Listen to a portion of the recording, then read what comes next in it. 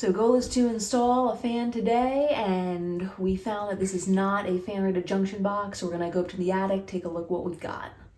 A ceiling fan box has to support more dynamic forces and weight coming from a ceiling fan, so you're going to see a place to more securely attach that box compared to a junction box that is not ceiling fan rated. You will see some variations in the ceiling fan boxes just depending on what you face in the attic. Here's another example of what you might see. Since we're dealing with some insulation, uncover that junction box needs some proper PPE.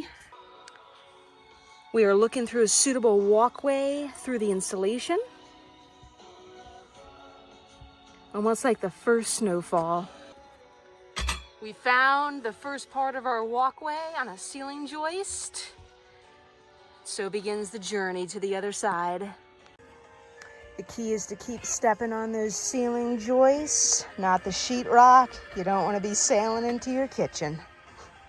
Had a little trouble locating the box from the attic, so got a two-person job working here. I just knocked a little bit, and he found it from the other end in the attic there. Now back up to the attic.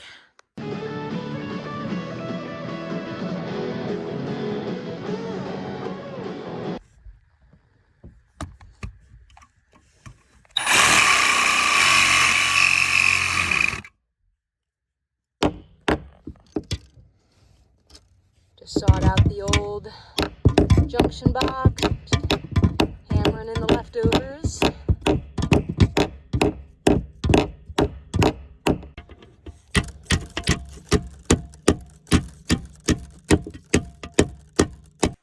So this is a look from the other side. We want to make sure that that position is a-okay before we start nailing it down from the other end.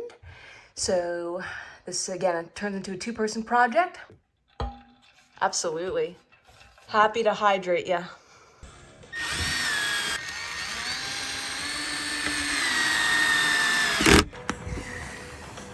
All right, 3 screws in.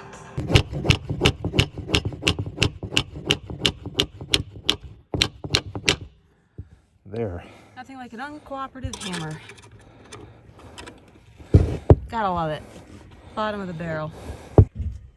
So when installing one of these, it is critical to use the exact hardware that comes with the fan-rated box. And just because this fan is going to be under a lot of pressure and operating at a high speed, you don't want any of the hardware letting loose at any time. If you found this video helpful, please consider subscribing for more weekly home tips and maintenance reminders coming your way.